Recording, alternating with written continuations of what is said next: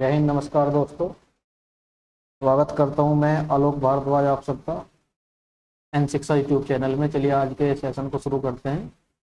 देखिए first question है, miss Marple is nether a good singer और अ गुड स्टेज आर्टिस्ट। इसमें हमें एरर ढूंढनी है, कौन से पार्ट में एरर है। ठीक है, तो चलिए इससे पहले एक चीज़ जान लेते हैं। देखिए पेयर्स कंजंक्शन में हम पढ़ते हैं, कंजंक्शन में हम पेयर्स पढ़ते हैं। वो पेयर्स होते हैं भाई, नीदर का पेयर, नीदर का पेयर होता है नोर के साथ, ईदर का पेयर और के साथ, बोथ का पेयर होता है कंजंक्शन एंड के साथ, और नॉट ओनली का पेयर होता है बट ऑल्सो के साथ, हार्डली और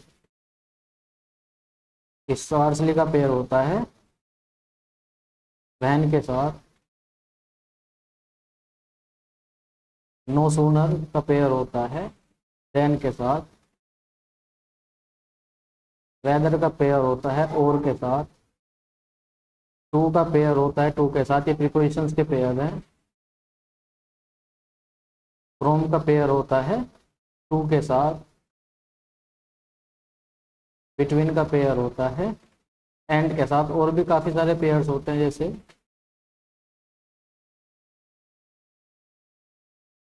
दो ऑल दो का पेयर होता है येट के साथ, तो और सच का पेयर होता है दैट के साथ। और मैं बताऊं तो आपको एज और सो का पेयर होता है एज के साथ। ठीक है, और भी काफ़ी पेयर्स होते हैं। मेन मेन पेयर्स मैंने बता दिए, ये आपको याद करने हैं। तो हम यहाँ देख रहे हैं कि यहाँ पे नीदर का प्रयोग हुआ है और कंजंक्शन उसके साथ और लगा है, तो ये यहाँ पे क्या है, यहाँ पे गड़बड़ी है, गलत है। ये नीदर के साथ पेयर होता है नोर का, तो और की प्लेस पे क्या आएगा, यहाँ पे नोर आएगा, है ना। तो error is in part A और द गुड। तो पार्ट ए में क्या है भाई, एरर है। चलिए सेकंड पे चलते हैं। The bottle slipped with my hand and broke into 1,000 pieces. देखिए जो प्रीपोजिशन विद है ये करती है कोलैबोरेट। एक तरह से अगर हम किसी के साथ काम कर रहे हैं, अगर दोनों मिलके साथ काम कर रहे हैं तो विद, जैसे हम किसी टूल के साथ विद का प्रयोग कर सकते हैं, टूल के साथ, है ना। औजार, टूल का मतलब कोई भी औजार, औजार के साथ विद का काम करते हैं। बेसिकली ये कोलैबोरेशन एक तरह से दिखाते हैं। और यहाँ पे कोलैबोरेशन नहीं है, यहाँ पे सेपरेशन है ना, सेपरेशन, अलगाव की बात हो रही है। बोतल स्लिप हो गई हैंड से, यानी कि हैंड से दूर चली गई। और सेपरेशन के लिए अगर मैं बात करूँ, सेपरेशन के लिए प्रीपोजिशन फ्रॉम का प्रयोग होता है, तो विद की जगह क्या आएगा, फ्रॉम। ठीक है, चलिए अगला क्वेश्चन देखते हैं भाई। Rice of a best quality is available in the near by super market at 80 rupees per kilo. इसमें हमें दो चीज का भी ध्यान रखना है। देखिए एडजेक्टिव्स की 3 डिग्री ऑफ कंपैरिजन होते हैं।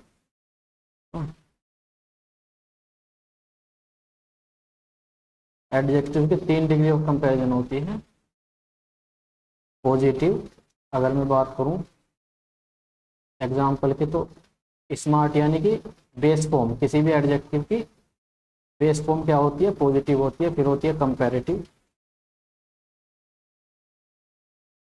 है ना। कंपैरेटिव जब दो चीजों की तुलना करते हैं उसमें किसका प्रयोग करते हैं, या तो एंड में ER लगाते हैं या फिर मोर लगाते हैं। तो स्मार्ट का क्या हो जाएगा, कंपैरेटिव डिग्री, स्मार्टर। और थर्ड होता है सुपरलेटिव डिग्री। जब हम बहुत सारों में से एक की तुलना बहुत सारे व्यक्तियों से करते हैं तो सुपरलेटिव हो जाता है। और इसमें हम या तो मोस्ट का प्रयोग करते हैं या सफिक्स यानी कि इन्फ्लेक्शन EST का प्रयोग करते हैं। तो स्मार्ट टेस्ट। ठीक है, एक बात हमने ये समझी। दूसरी बात हमें आर्टिकल समझने हैं। आर्टिकल होते हैं दो तरह के, एक होता है ए एन और एक होता है आर्टिकल द। ए एन लगता है इंडेफिनिट चीजों के लिए। किसके लिए भाई, इंडेफिनिट, अनिश्चित, जिनके बारे में कोई इंफॉर्मेशन ना दे रखी, रैंडम चीजों के लिए लगता है। और द जो लगता है वो लगता है डेफिनेट के लिए, डेफिनेट थिंग्स के लिए जो निश्चित हो। अच्छा यहाँ पे देखो, ये जो सुपरलेटिव है जिसकी हम एक की तुलना बहुत सारों से कर रहे हैं, तो यानी कि जो एक है उसके बारे में हमारे पास इंफॉर्मेशन है, क्योंकि हम उसकी तुलना कर रहे हैं, इसका मतलब इंफॉर्मेशन है, इसका मतलब सुपरलेटिव डिग्री जहाँ भी लग जाती है उसके बाद आने वाला नाउन क्या हो जाता है, डेफिनेट। और डेफिनेट लग जाता है तो उसके साथ आर्टिकल क्या लगेगा, आर्टिकल लगेगा द। तो डेफिनेट यानी कि सुपरलेटिव डिग्री के एडजेक्टिव्स के पहले ध्यान रखना आर्टिकल द का प्रयोग होता है, तो एक की जगह क्या आएगा, आर्टिकल द का प्रयोग होगा। और ये कहाँ पे है, एरर सी, ये हमारा राइट आंसर होगा। चलिए आगे चलते हैं भाई। There will probably be a lot of fish in their nets will there. देखिए क्वेश्चन टैग, अगर मैं कहूँ कि मैं कहूँगी कि तुम वहाँ जा रहे हो, तो उसके बाद मैं कहूँगी हाँ या ना, है ना। तो हाँ या ना जो है वो अफर्मेटिव सेंटेंस के बाद मैंने क्या किया, एक टैग लगा दिया, है ना, एक टैग लगा दिया। और टैग में क्या पूछ रहा हूँ, मैं क्वेश्चन पूछ रहा हूँ। वो क्वेश्चन कर किस पे रहा हूँ, वो मैं क्वेश्चन कर रहा हूँ जो मैंने सेंटेंस उसके पहले का, जैसे क्या तुम वहाँ जा रहे हो, अरे हाँ या ना। तो ये हाँ या ना तो हिंदी का क्वेश्चन टैग हो गया। इंग्लिश में जो क्वेश्चन टैग होता है उसके बनाने के लिए कुछ रूल्स होते हैं, वो क्या होते हैं, देखो क्वेश्चन टैग जो डेवलप होता है वो होता है हेल्पिंग वर्ब प्लस प्रोनाउन। ये तो फर्स्ट स्टेप हुआ, है ना, क्वेश्चन टैग का। सेकंड होता है, और अगर क्लोज हमारी अफर्मेटिव है तो क्वेश्चन टैग होता है निगेटिव। क्लोज अफर्मेटिव तो क्वेश्चन टैग क्या हो जाता है भाई, क्वेश्चन टैग हो जाता है निगेटिव। और क्लोज हमारी अगर निगेटिव है तो क्वेश्चन टैग हो जाता है हमारा पॉजिटिव। ठीक है, तो यहाँ पे देखिए there will probably be a lot of fish will there, यहाँ पे ये क्वेश्चन टैग है, ये क्या है भाई, ये क्वेश्चन टैग है। देखिए प्रोनाउन का प्रयोग हो गया, हेल्पिंग वर्ब प्लस प्रोनाउन, तो हेल्पिंग वर्ब है प्रोनाउन में। दूसरी चीज देखनी है कि हमारी ये जो क्लोज है ये अफर्मेटिव है निगेटिव है। देखिए क्लोज क्या है हमारी, अफर्मेटिव है ना, अफर्मेटिव है तो क्वेश्चन का क्या बनेगा, नेगेटिव बनेगा। और तीसरी चीज ध्यान रखना, क्वेश्चन टैग में हमेशा कॉन्ट्रास्टेड फॉर्म का प्रयोग होता है।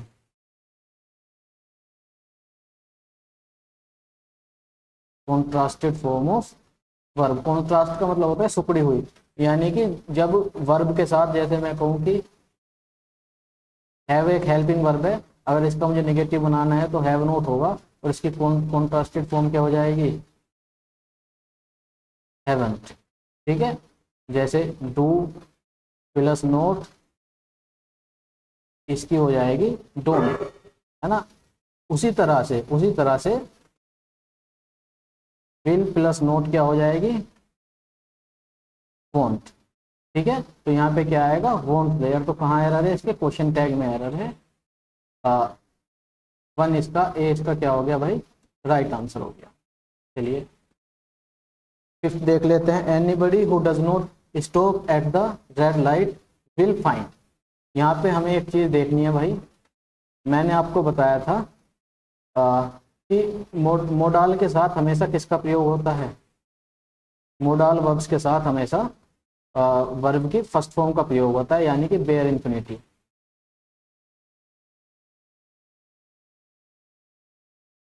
टू प्लस वर्ब की फर्स्ट फॉर्म, इसको हम टू इन्फिनिटिव या फुल इन्फिनिटिव कहते हैं। अगर इसमें से टू हम हटा देते हैं तो उसको वर्ब की फर्स्ट फॉर्म को हम बेयर इन्फिनिटिव कहते हैं।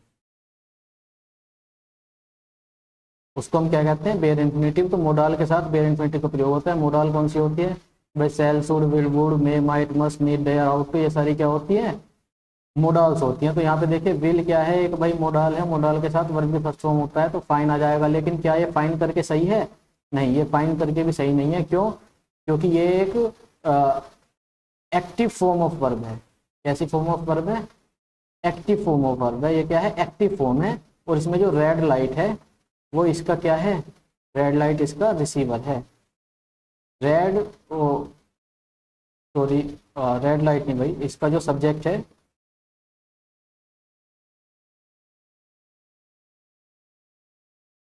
इसका सब्जेक्ट है एनीबडी, है ना भाई। ये दो क्लोज हो गई, ये एडजेक्टिव क्लोज हो गई बीच में, एट द लाइट तक ये एडजेक्टिव क्लोज हो गई। इसका विल फाइंड, इस वर्ब का सब्जेक्ट क्या हुआ, इस वर्ब का सब्जेक्ट हुआ एनीबडी। तो यहाँ एनीबडी हमें ये देखना है कि सब्जेक्ट हमारा डूबर है या फिर रिसीवर है। सब्जेक्ट अगर डूअर होता है, मैंने आपको बताइए वाक्य एक्टिव होता है और एक्टिव फॉर्म ऑफ वर्ब का प्रयोग किया जाता है। अगर सब्जेक्ट रिसीवर है तो वाक्य पैसिव होता है और सेंटेंस के वर्ब के पैसिव फॉर्म ऑफ वर्ब का प्रयोग किया जाता है। तो इसमें देखिए जो एनीबडी है, जो रेड लाइट पे रुकेगा नहीं, वो फाइन करेगा या उसको फाइन किया जाएगा, तो उसको फाइन किया जाएगा, यानी कि हमारा सब्जेक्ट क्या है, ये एक रिसीवर है, सब्जेक्ट रिसीवर है, तो पैसिव फॉर्म ऑफ वर्ब का प्रयोग किया जाएगा। और पैसिव में जब सब्जेक्ट रिसीवर होता है तो एक्शन कैसी होती है, स्टेटिव, और स्टेटिव यानी कि will be fine, will be find आएगी, यानी कि यहाँ पे वर्ब की फर्स्ट फॉर्म नहीं करेंगे, यहाँ पे हमें बी फॉर्म, बी की यहाँ पे हमें बी लगानी है वर्ब की first form, will be find, है ना। तो यहाँ पे ये डी इसका आंसर हो जाएगा। चलिए मुझे उम्मीद है कि आप समझ पाए होंगे, और भाई चैनल को लाइक सब्सक्राइब तो कर ही लेंगे। अगर ऐसी कॉन्सेप्चुअल वीडियो रोज चाहिए, बहुत ही जल्द हम एक नई सीरीज भी शुरू करने वाले हैं, उनके जो भी नई चीज़ों होंगी उनका अनाउंसमेंट हम कर देंगे। आपको अगर इसकी पीडीएफ चाहिए तो आप टेलीग्राम ग्रुप में जुड़ सकते हैं, चैनल में, वहाँ पे मैं इसकी पीडीएफ डाल दूंगा, वहाँ से सोल्व करके आप सॉल्यूशंस देख सकते हैं। और जो भी अनाउंसमेंट होंगी, जो भी चीज़ें होंगी, वो टेलीग्राम ग्रुप पे आती रहेंगी। चलिए मिलते हैं अगली वीडियो में कल, तब तक के लिए बाय।